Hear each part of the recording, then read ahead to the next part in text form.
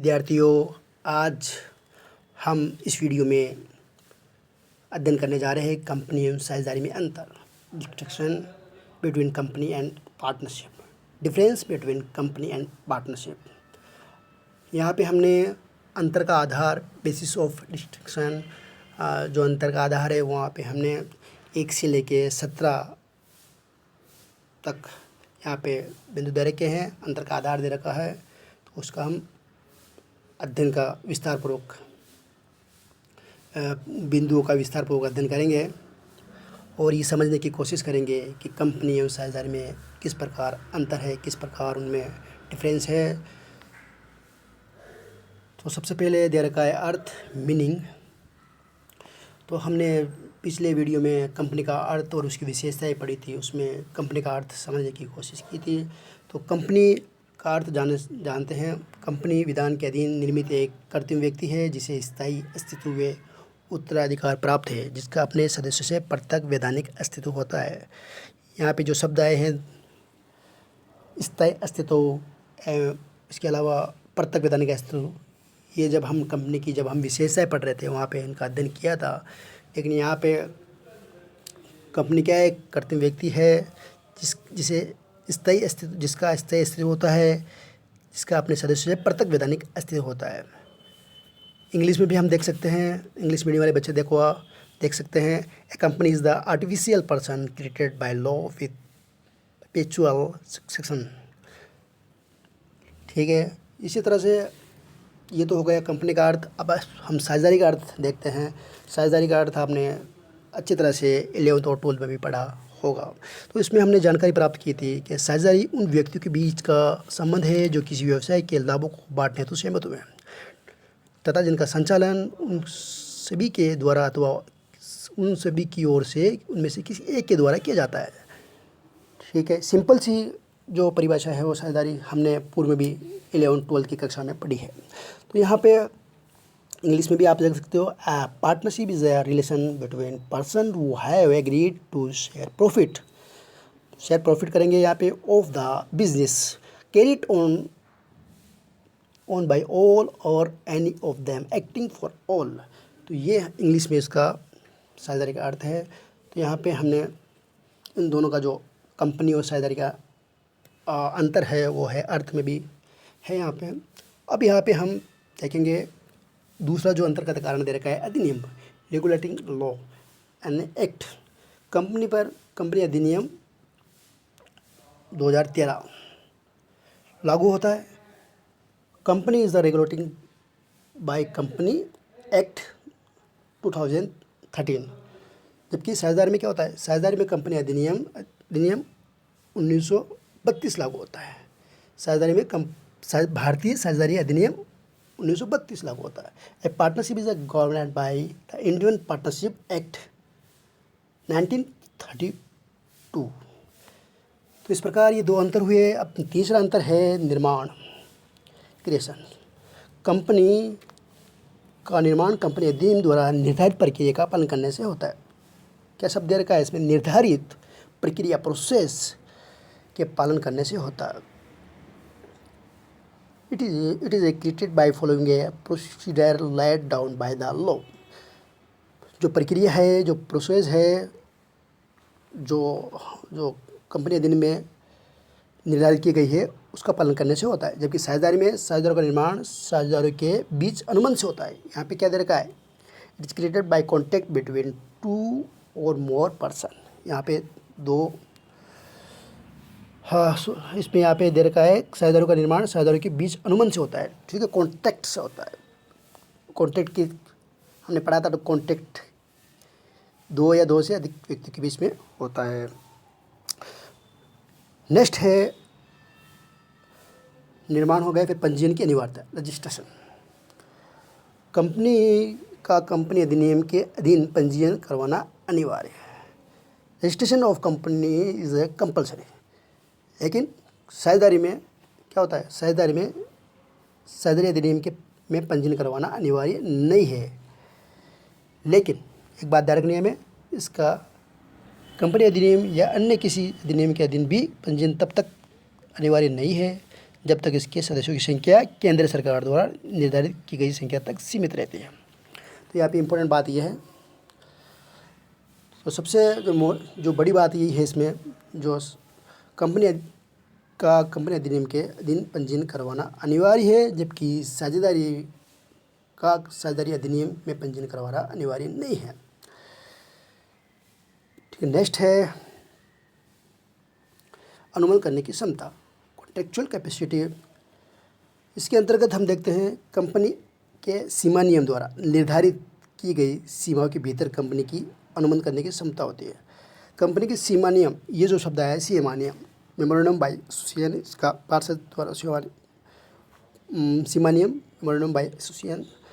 हाँ, सीमा नियम जो हम नेक्स्ट चैप्टर हमारा इसके बारे में विस्तार पूर्वक सीमा नियम क्या होता है विस्तार पूर्वक हम आगे अध्ययन करेंगे।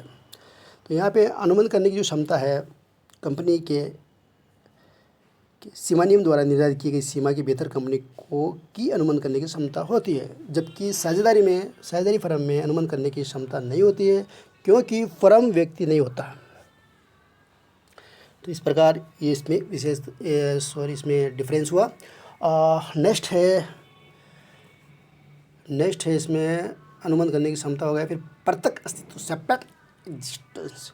इसका मतलब ये है कंपनी का अपने सदस्यों से प्रत्यक्ष एवं स्थायी वैधानिक अस्तित्व होता है।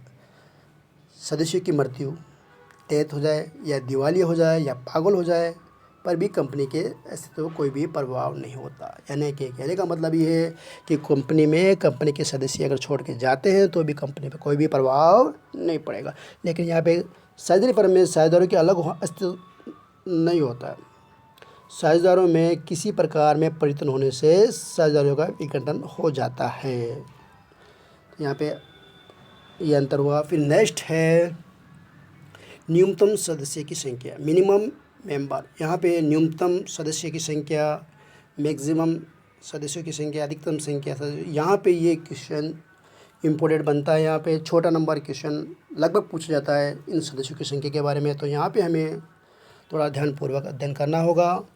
यहाँ पे निजी कंपनी में कितनी होती है संख्या, सार्वजनिक कंपनी, पब्लिक कंपनी में कितनी होती है, यहाँ पे भी कितनी में भी मैक्सिमम और मिनिमम दोनों हमें याद रखना है। तो यहाँ हो गया। सबसे पहले न्यूनतम सदस्यों की संख्या देखते हैं।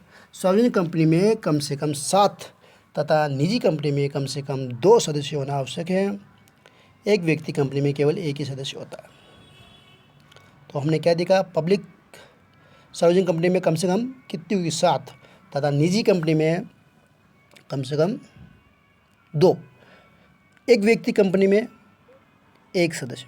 अब इधर हम देखते हैं पार्टनरशिप में साझेदारी फर्म में सदस्यों की संख्या कितनी होनी चाहिए, मिनिमम 2 होनी चाहिए। तो इस प्रकार ये संख्या में याद रखनी है। फिर देखते हैं सदस्यों की अधिकतम संख्या।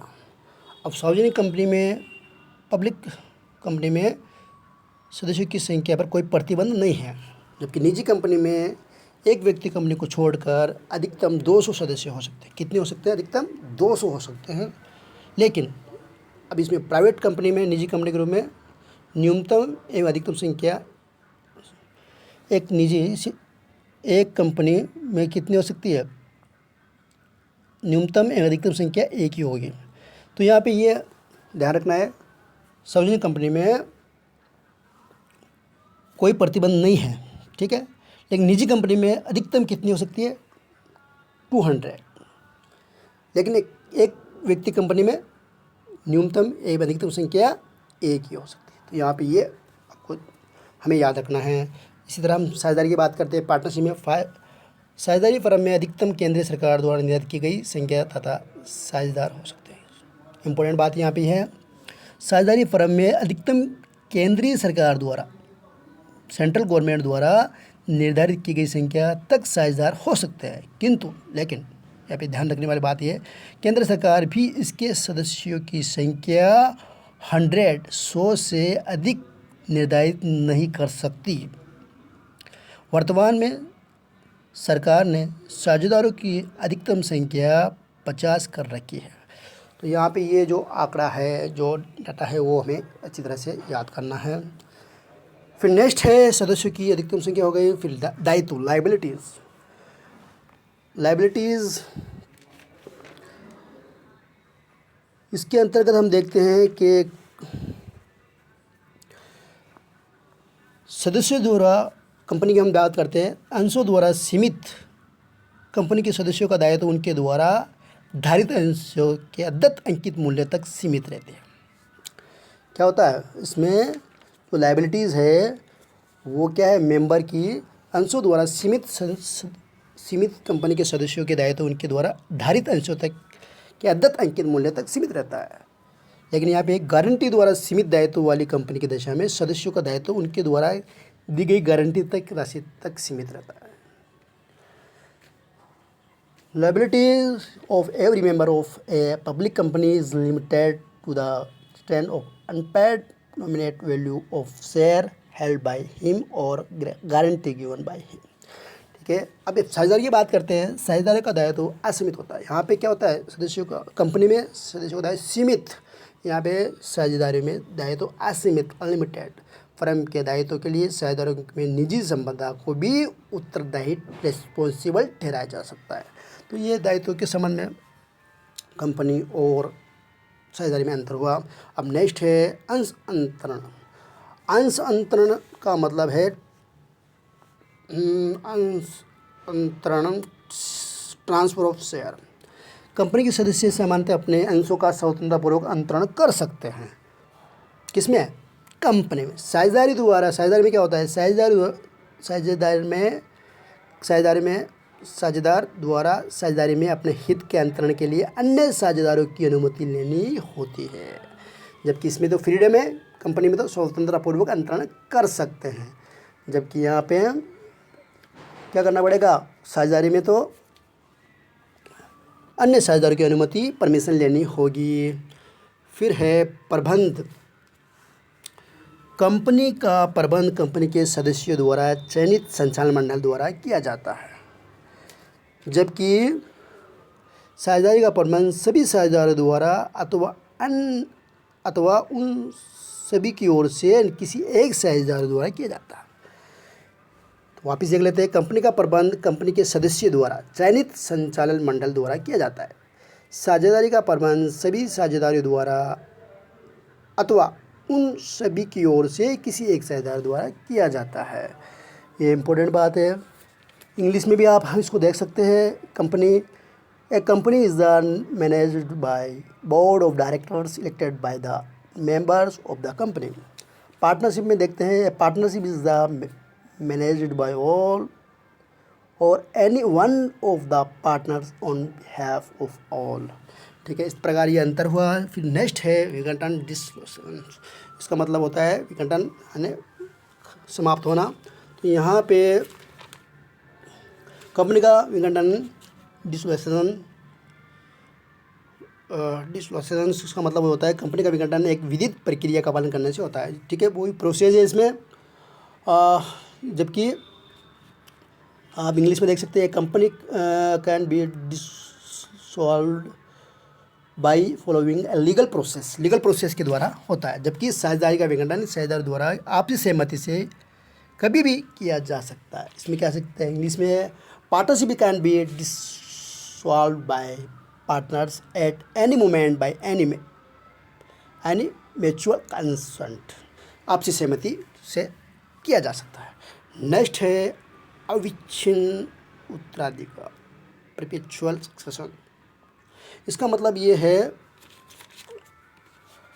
कंपनी को अविच्छिन्न उत्तराधिकार प्राप्त है। परपेचुअल सक्सेशन है सदस्य की मृत्यु या अपंगता या पागल दिवालिया का कंपनी के अस्तित्व पर कोई भी प्रभाव नहीं पड़ता है। चाहे कंपनी में कोई सदस्य आ रहा है या जा रहा है, कंपनी पर इसका कोई भी प्रतिकूल प्रभाव नहीं पड़ेगा, क्योंकि साझेदारी में चिन्ह प्राप्त नहीं है, यहाँ पे इसमें नहीं है। तो यहाँ पे क्या होता है, साझेदारी को अविच्छिन्न उत्तराधिकार प्राप्त नहीं है। किसी भी साझेदार की मृत्यु, अपंगता, दिवालियापन आदि में से साझेदारी तो भंग होती है, साथ ही अन्य ठहराव के अभाव में उसके कारण फर्म का भी विघटन हो जाता है। समाप्त हो जाता है। यहाँ पे साझेदारी, अगर साझेदार की कोई मृत्यु हो जाती है, ठीक है, दिवाली हो जाता है, तो यहाँ पे अलग बात है और यहाँ पे अलग बात है, जबकि कंपनी में ऐसा कोई भी पर्टिकुलर प्रभाव नहीं पड़ता, जबकि इसमें पड़ता है। अब नेक्स्ट है पारस्परिक एजेंसी, म्यूचुअल एजेंसी। इसके अंतर्गत हम देखते हैं पारस्परिक एजेंसी में डिफरेंस जो है ये है कि कंपनी के सदस्यों के बीच पारस्परिक एजेंसी नहीं होती है, जबकि साझेदारी में सभी साझेदारों के बीच पारस्परिक साझेदारी पाई जाती है।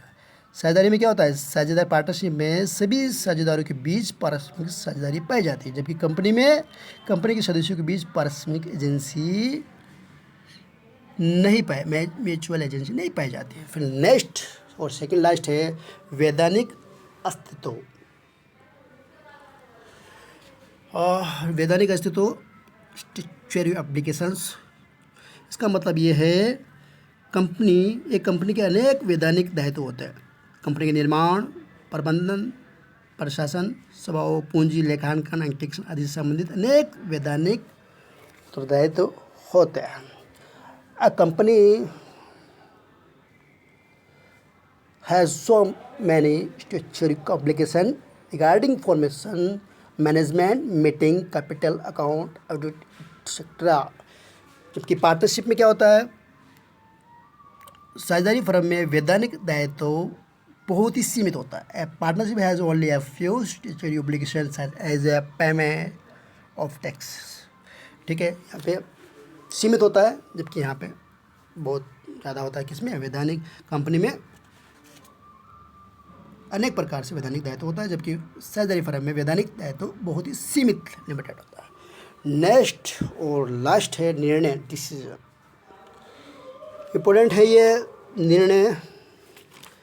इसमें निर्णय, कंपनी में निर्णय साधारण सभा या विशेष बहुमत से लिए जाते हैं। In a company, all decisions are made either by ordinary or special majority। ठीक है, अब इसमें हम देखते हैं किसमें, साझेदारी में सभी निर्णय सर्वसम्मति से लिए जाते हैं। Generally all important decision is the partnership are made with a consent of all the partner. Okay, तो इस प्रकार हमने ये साझेदारी और कंपनी में अंतर, difference between company and partnership में। ओके, नेक्स्ट देखते हैं हम आगे का चैप्टर।